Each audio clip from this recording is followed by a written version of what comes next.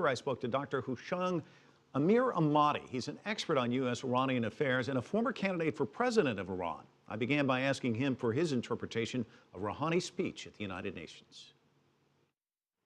Well, again, Iran, as I repeatedly have said, doesn't have one level of authority. There are two levels of authorities at the state level, which controls the revolution, the revolutionary institutions, and that is led by Ayatollah Khamenei. And then the government level, the executive branch, now controlled by Mr. Rouhani. If you look at the history of the Islamic Republic over the last 30-some years, you will notice that the government level has always been less or more pragmatic, realistic, and open. Even Mr. Ahmadinejad would write letters to Mr.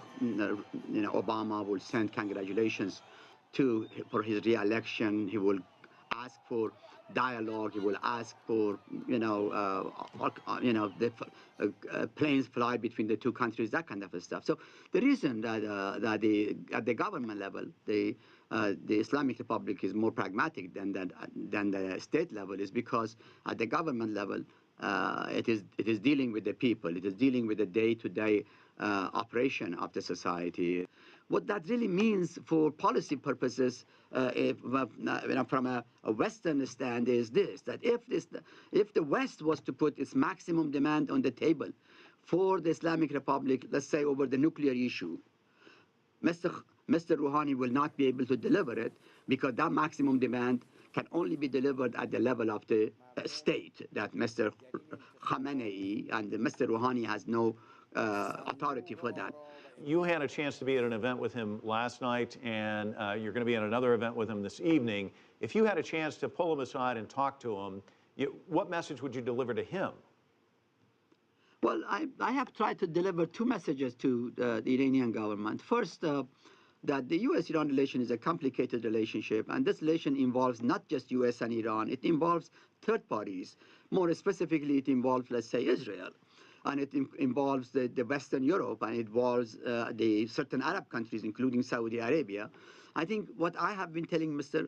Rouhani is that do not ignore these third parties as you move forward with the U.S. First, I have been telling them very openly that you cannot bypass Israel and get closer to the U.S. The old trick, because the Islamic Republic for the last 2-3 decades have tried to do just exactly this, to bypass Israel in its relation to the U.S. and then bypass U.S.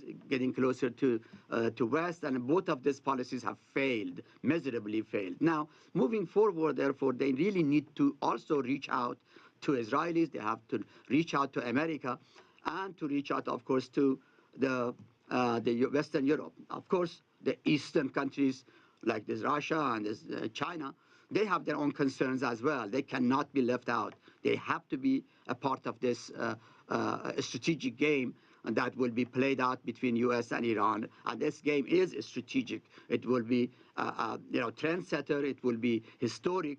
It will change the face of the Middle East for maybe decades to come.